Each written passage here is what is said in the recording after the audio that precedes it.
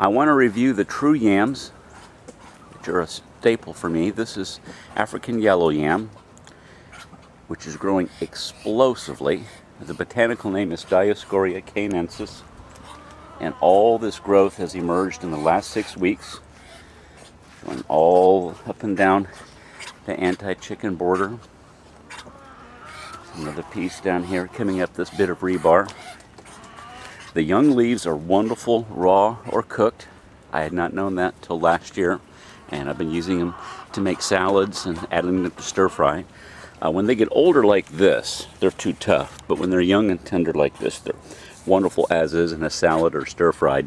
All of this growth, believe it or not, is from a chunk of tuber that I simply missed when I dug it up last winter to eat.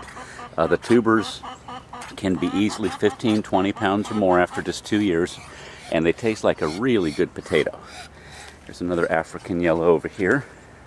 I have my African yellows growing up the rebars along the chicken path. I grow my purple ubi yams on the west fence, and I grow my Caribbean whites on the east fence.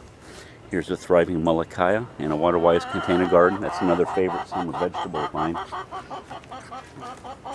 Malachi is wonderfully mild and tender, raw or cooked, very thirsty, so I grow in water-wise container gardens. I'm starting more seeds of it today because I want to have much more leaves to work with so I can make that Egyptian soup. Then lastly, I want to discuss something that's odd that's happening this year with Gray Street Grape. For the first time ever, it's getting foliar disease. I think it's called anthracnose. I haven't looked it up yet. It's quite noticeable. But the strangest thing is that the grape clusters are not only ripening early this year, they're ripening very unevenly. Some of the clusters have every single stage of ripeness there is, from green to red to purple. Now here's one that's mostly all purple together, but it's very odd, and they're doing it all over this monstrous plant, which this year is producing literally thousands and thousands and thousands of grapes.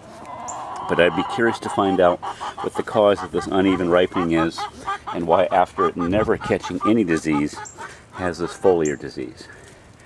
Part of me thinks it's because we had such a brutal spring drought this year. But the grapes are delicious. They're wonderfully numerous. They have seeds, which don't bother me. I just crunch them up. And as you can see, it's completely consumed the duck pen, and all portions of the plant this year are bearing grapes by the thousands. The girls are making their fuss over their egg-laying spot.